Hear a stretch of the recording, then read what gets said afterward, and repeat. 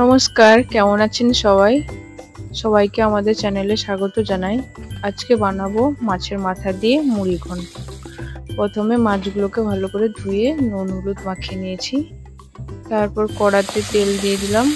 তেলটা গরম হয়ে গেছে, তারপর একে একে মাছের মাথাগুলোকে দিয়ে দিলাম।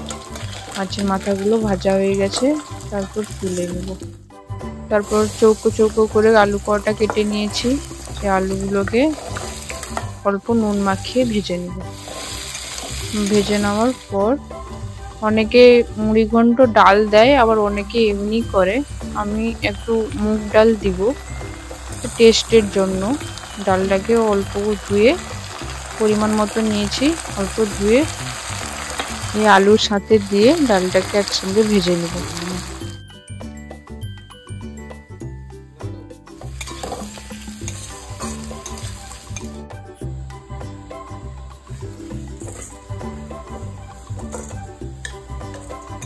ভাজা হয়ে গেছে, এবার এক এক আস্তে করে নামিয়ে নেব।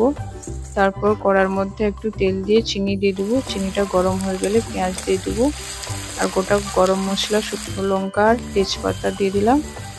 তারপর পেঁয়াজ দিয়ে একটু নাড়াচাড়া করলাম, অল্প একটু নুন দিলাম, আদা রসুন বাটাটা দিয়ে দিলাম। তারপর হালকা নাড়াচাড়া করবো, একটু ব্রাউন কালারের হয়ে গেলে এর মধ্যে টমেটো দিয়ে দেবো।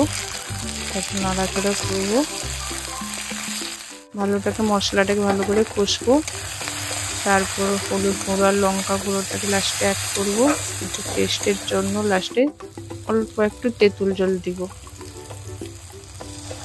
এরপর অল্প একটু জল দিয়ে মশলাটাকে ভালো করে নাড়াচাড়া করে নেব। তারপর ভেজে রাখা আলু, ডাল আর মাছের মাথাটাকে দিয়ে দেবো এর মধ্যে। দিয়ে আস্তে আস্তে একটু কষে নেব।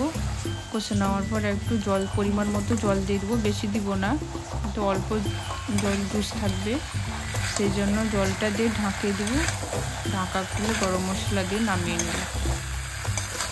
এরকম ঘরোয়া পদ্ধতিতে ভিডিও দেখার জন্য আমাদের চ্যানেলটাকে অবশ্যই সাবস্ক্রাইব করে রাখবেন, লাইক কমেন্ট শেয়ার করবেন।